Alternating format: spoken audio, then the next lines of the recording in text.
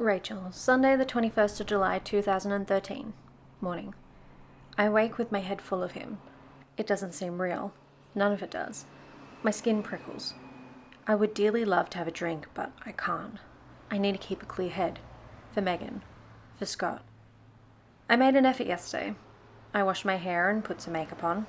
I wore the only jeans I still fit into, with a cotton print blouse and sandals with a low heel. I looked okay.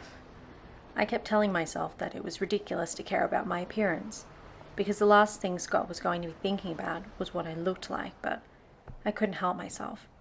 It was the first time I was ever going to be around him. It mattered to me, much more than it should have.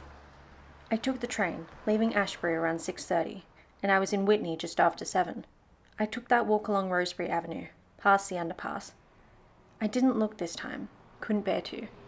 I hurried past number 23, Tom and Anna's place, chin to chest and sunglasses on, praying they wouldn't see me.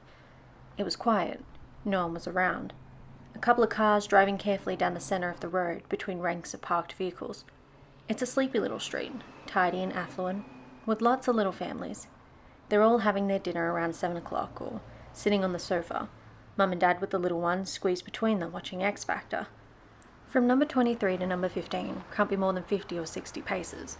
But that journey stretched out. It seemed to take an age.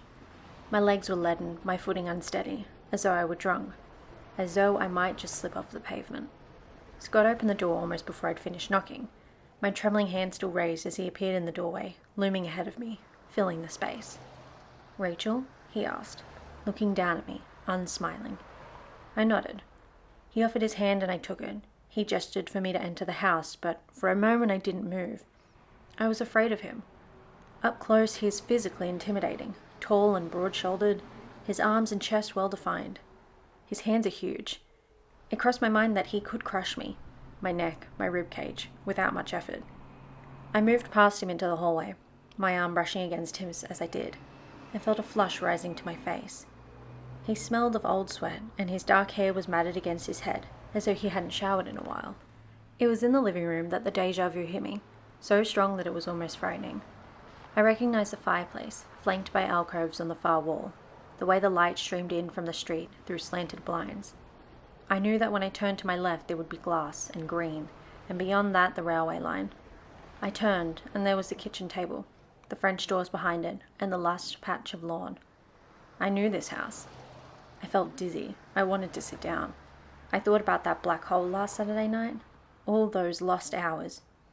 It didn't mean anything, of course.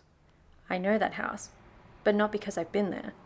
I know it because it's exactly the same as number 23. A hallway leads to the stairs, and on the right-hand side is the living room, knocked through into the kitchen. The patio and the garden are familiar to me, because I've seen them from the train. I didn't go upstairs, but I know that if I had, there would have been a landing with a large sash window on it, and that if you climbed through that window, you would find yourself on the makeshift roof terrace. I know that there will be 2 bedrooms, the master with 2 large windows looking out onto the street, and a smaller room at the back, overlooking the garden. Just because I know that house inside and out does not mean that I've been there before. Still, I was trembling when Scott showed me into the kitchen. He offered me a cup of tea. I sat down at the kitchen table while he boiled the kettle, dropped a tea bag into a mug, and slopped boiling water over the counter, muttering to himself under his breath. There was a sharp smell of antiseptic in the room, but Scott himself was a mess. A sweat patch on the back of his t-shirt, his jeans hanging loose on his hips, as though they were far too big for him. I wonder when was the last time he had eaten. He placed the mug of tea in front of me and sat on the opposite side of the kitchen table, his hands folded in front of him. The silence stretched out, filling the space between us, the whole room. It rang in my ears, and I felt hot and uncomfortable, my mind suddenly blank. I didn't know what I was doing there. Why on earth had I come? In the distance I heard a low rumbling. The train was coming. It felt comforting, that old sound. "You're a friend of Megan's?" he said at last. Hearing her name from his lips brought a lump to my throat. I stared down at the table, my hands wrapped tightly around the mug. "Yes," I said. I know her. A little. From the gallery." He looked at me, waiting, expectant. I could see the muscle flex in his jaw as he clenched his teeth. I searched for words that wouldn't come. I should have prepared better. "Have you had any news?" I asked.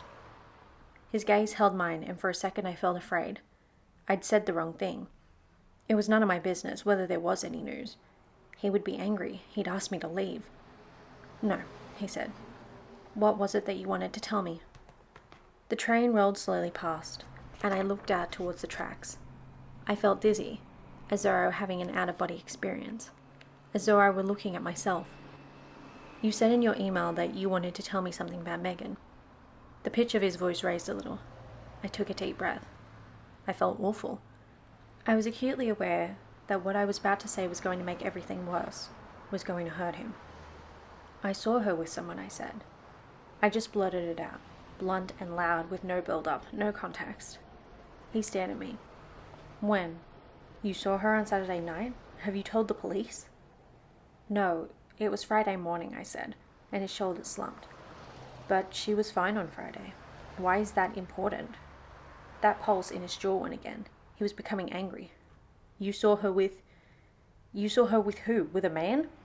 "Yes, What did he look like?" He got to his feet, his body blocking the light. "Have you told the police?" he asked again. "I did, but I'm not sure they took me very seriously," I said. "Why?"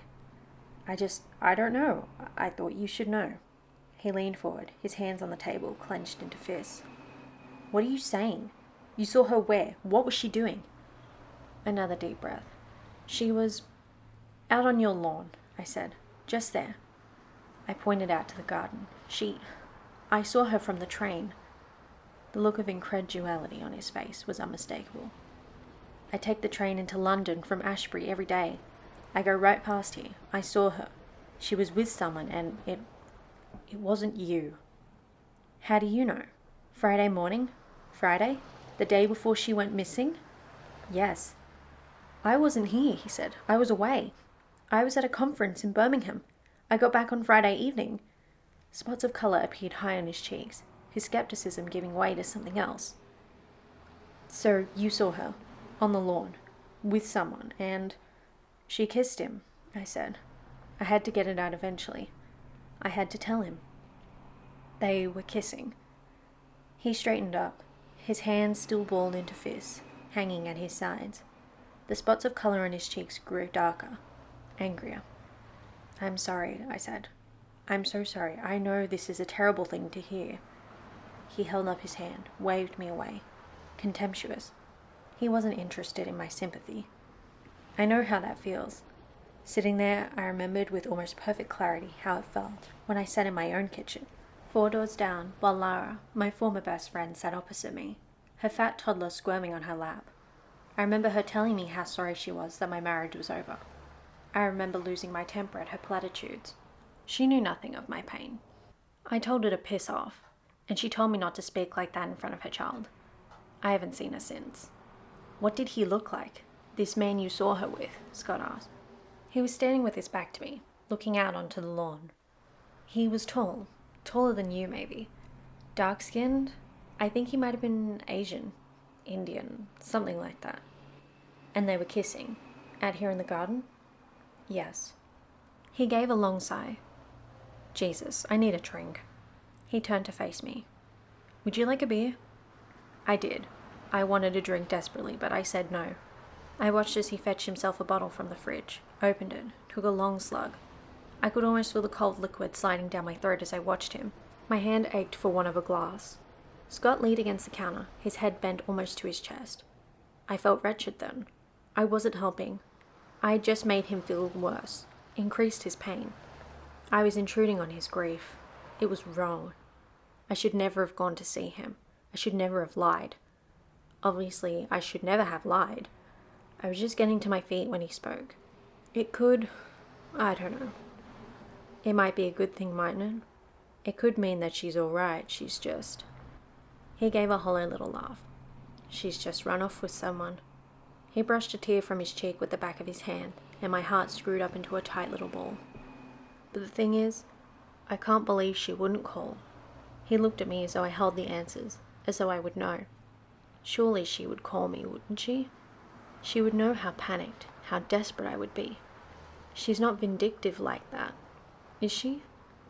He was talking to me like someone he could trust, like Megan's friend, and I knew that it was wrong, but it felt good. He took another swig of beer and turned towards the garden. I followed his gaze to a little pile of stones against the fence, a rockery long since started and never finished. He raised the bottle halfway to his lips again, and then he stopped. He turned to face me. "You saw Megan from the train?" he asked. "So were you just looking out of the window and there she was? A woman you happened to know?"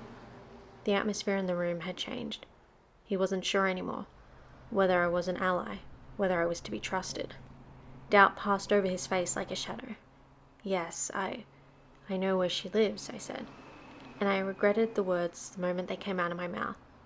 "Where you live, I mean. I've been here before, a long time ago, so sometimes I'd look out for her when I went past." He was staring at me. I could feel the heat rising to my face.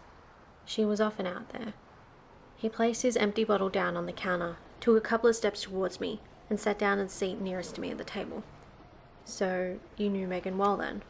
I mean, well enough to come round to the house?"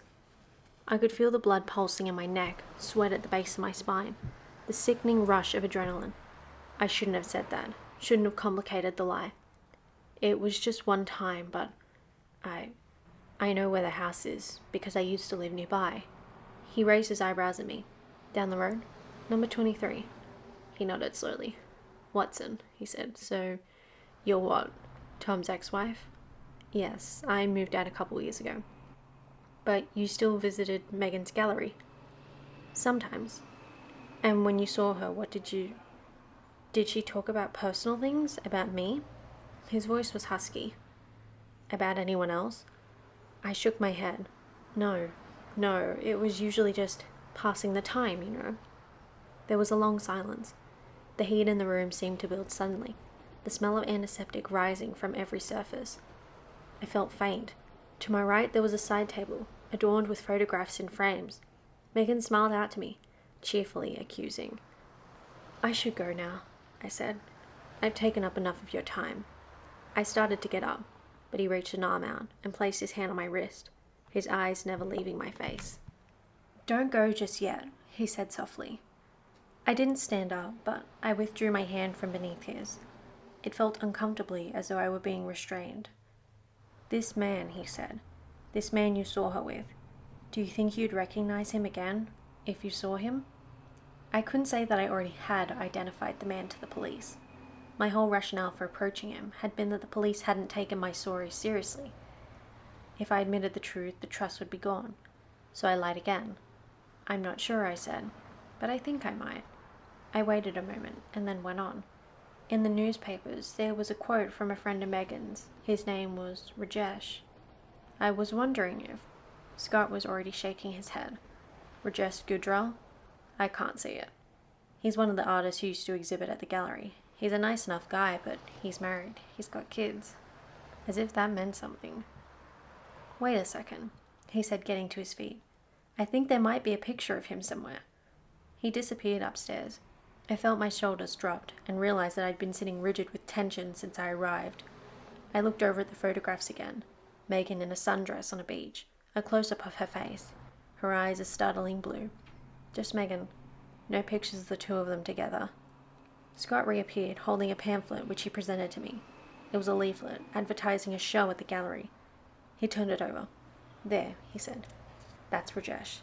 The man was standing next to a colourful abstract painting. He was older, bearded, short, stocky. It wasn't the man I had seen. The man I had identified to the police. "It's not him," I said. Scott stood at my side, staring down at the pamphlet, before abruptly turning and marching out of the room and up the stairs again.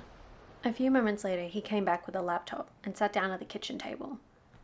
"I think," he said, opening the machine and turning it on, "I think I might—" He fell silent and I watched him. His face a picture of concentration, the muscle in his jaw locked. Megan was seeing a therapist, he told me. His name is Abdig. Kamal Abdig. He's not Asian. He's from Serbia or Bosnia, somewhere like that. He's dark-skinned though. He could pass for Indian from a distance. He tapped away at the computer. "There's a website, I think. I'm sure there is. I think there's a picture." He spun the laptop round so I could see the screen. I leaned forward to get a closer look. "That's him," I said. "That's definitely him. Scott snapped the laptop shut. For a long time he didn't say anything. He sat with his elbows on the table, his forehead resting on his fingertips, his arms trembling. She was having anxiety attacks, he said at last. Trouble sleeping, things like that. It started last year sometime, I don't remember when exactly. He talked without looking at me, as though he were talking to himself, as though he'd forgotten I was there at all. I was the one who suggested she talk to someone. I was the one who encouraged her to go, because I didn't seem to be able to help her. His voice cracked a little then. I couldn't help her, and she told me that she'd had similar problems in the past, and that eventually they'd go away, but I made her. I persuaded her to go to the doctor. That guy was recommended to her. He gave a little cough to clear his throat. The therapy seemed to be helping. She was happier. He gave a short, sad laugh. Now I know why. I reached out my hand to give him a pat on the arm, a gesture of comfort. Abruptly he drew away and got to his feet. You should go, he said brusquely. My mother will be here soon. She won't leave me alone for more than an hour or two. At the door, just as I was leaving, he caught hold of my arm. Have I seen you somewhere before? He asked. For a moment, I thought about saying, You might have done. You might have seen me at the police station, or here on the street. I was here on Saturday night. I shook my head. No, I don't think so. I walked away towards the train station, as quickly as I could. About halfway along the street, I turned to look back. He was still standing there in the doorway, watching me. Evening. I've been checking my email obsessively, but I've heard nothing from Tom. How much better life must have been for jealous drunks before emails and texts and mobile phones, before all this electronica and the traces it leaves. There was almost nothing in the papers about Megan today. They're moving on already. The front page is devoted to the political crisis in Turkey, the 4-year-old girl mauled by dogs in Wigan, the England football team's humiliating loss to Montenegro. Megan is being forgotten, and she's only been gone a week. Kathy invited me out to lunch. She was at a loose end because Damien has gone to visit his mother in Birmingham. She wasn't invited. They've been seeing each other for almost 2 years now, and she still hasn't met his mother. We went to Giraffe on the high street, a place I loathe, seated in the centre of a room heaving with shrieking under fives. Kathy quizzed me about what I'd been up to. She was curious about where I was last night. Have you met someone? She asked me. Her eyes alight with hope. It was quite touching, really. I almost said yes, because it was the truth, but lying was easier. I told her I'd been to an AA meeting in Whitney. Oh, she said, embarrassed, dipping her eyes to her limp Greek salad. I thought you'd maybe had a little slip on Friday. Yes, it won't be plain sailing, Kathy, I said. And I felt awful, because I think she really cares whether I get sober or not. But I'm doing my best. If you need me to, come with you. Not at this stage, I said, but thank you. Well, maybe we could do something else together, like go to the gym, she asked. I laughed, but when I realized she was being serious, I said I'd think about it. She's just left. Damien rang to say he was back from his mother's, so she's gone round to his place. I thought about saying something to her. Why do you go running to him whenever he calls? But I'm not really in a great position to give relationship advice. Or any advice, come to that. And in any case, I feel like a drink. I've been thinking about it ever since we sat down in Giraffe, and the spotty waiter asked if we'd like a glass of wine, and Kathy said, no, thank you, very firmly. So I wave her off, and feel the little anticipatory tingle run over my skin, and I push away the good thoughts. Don't do this. You're doing really well. I'm just putting my shoes on to go to the off license, and my phone rings. Tom. It'll be Tom. I grab the phone from my bag and look at the screen, and my heart bangs like a drum. Hi. There is silence, so I ask, is everything okay? After a little pause, Scott says, yeah, fine, I'm okay. I just called to say thank you for yesterday, for taking the time to let me know. Oh, that's all right. You didn't need... Am I disturbing you? No, it's fine. There is silence on the end of the line, so I say again. It's fine. Has something happened? Did you speak to the police? The family liaison officer was here this afternoon, he says. My heart rate quickens. Detective Sergeant Riley? I mentioned Kamal Abdic to her, told her that he might be worth speaking to. You told her that you'd spoken to me? My mouth is completely dry. No, I didn't.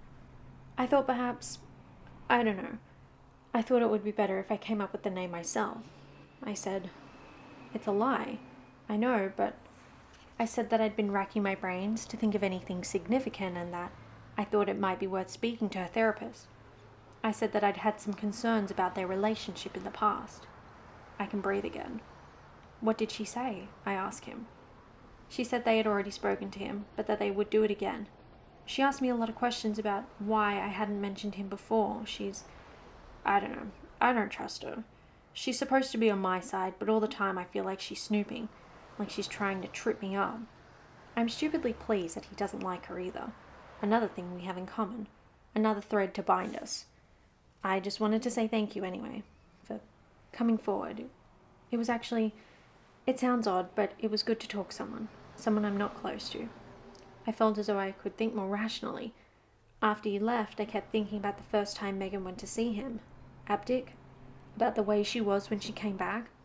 There was something about her. A lightness. He exhales loudly. I don't know. Maybe I'm imagining it. I have the same feeling I did yesterday. That he's no longer really talking to me. He's just talking. I've become a sounding board, and I'm glad of it. I'm glad to be of use to him. I've spent the whole day going through Megan's things again, he says. I've already searched our room, the whole house, 6 times, looking for something. Anything that would give me an indication as to where she could be. Something from him, perhaps, but there's nothing. No emails, no letters, nothing. I thought about trying to contact him, but the practice is closed today, and I can't find a mobile number. Is that a good idea, do you think? I ask. I mean, do you not think you should just leave him to the police?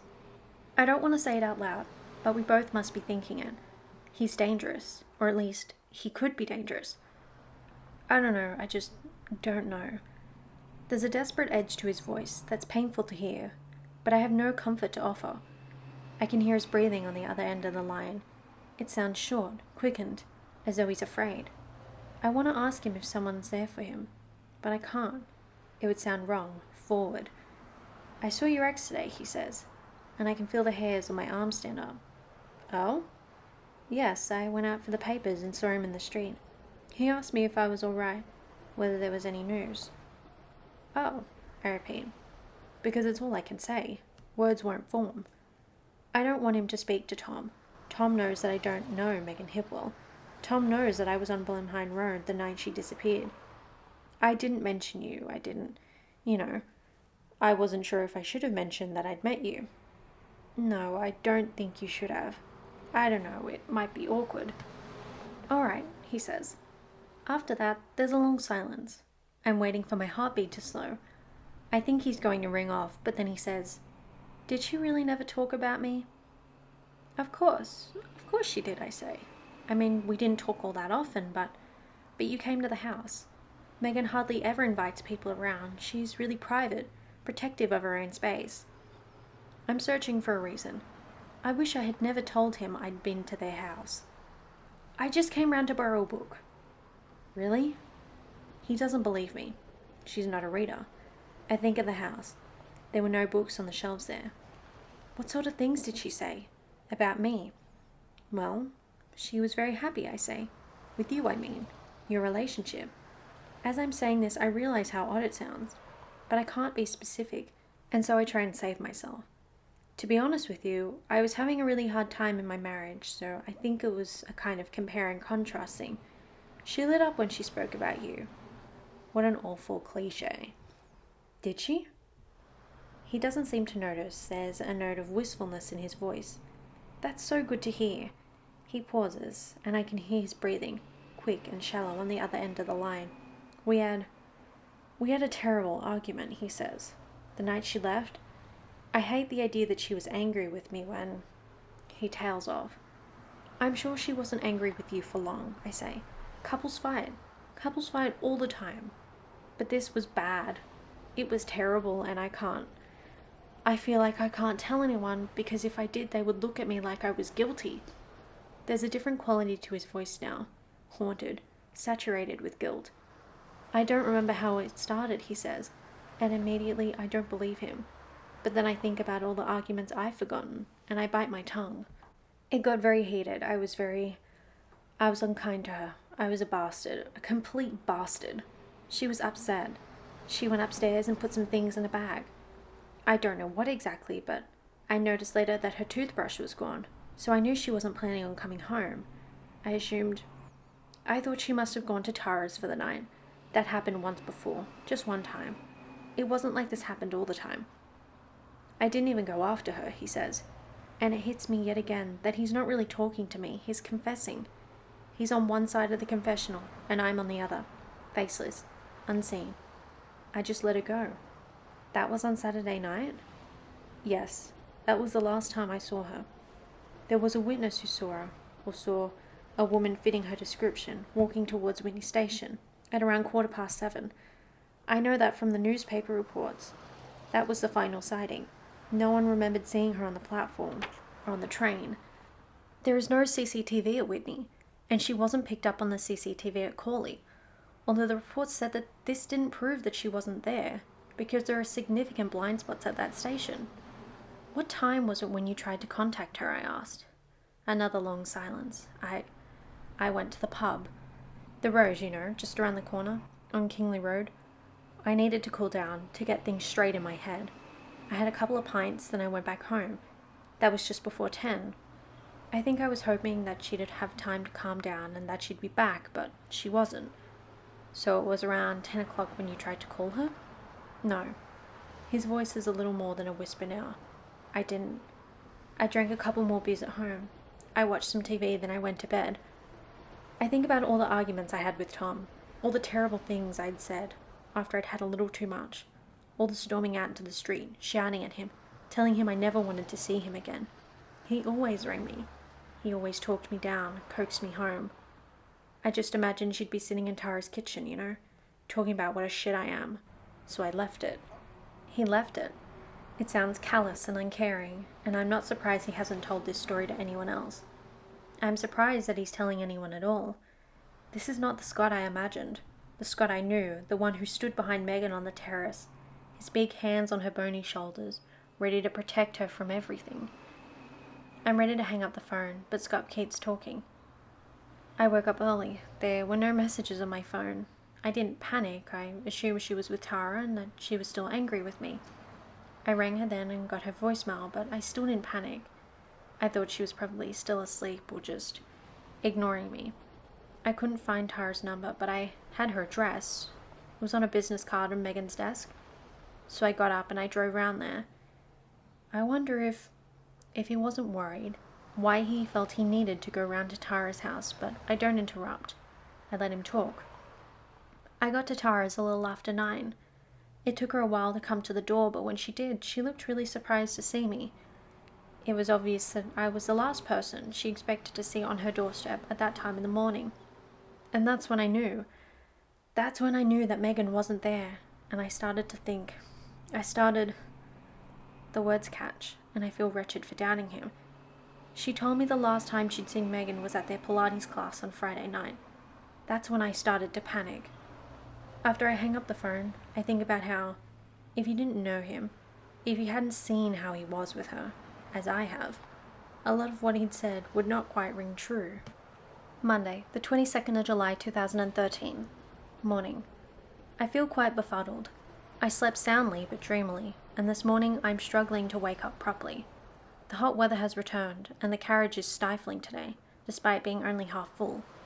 I was late getting up this morning, and didn't have time to pick up a newspaper or to check the news on the internet before I left the house, so I'm trying to get the BBC site on my phone, but for some reason it is taking forever to load.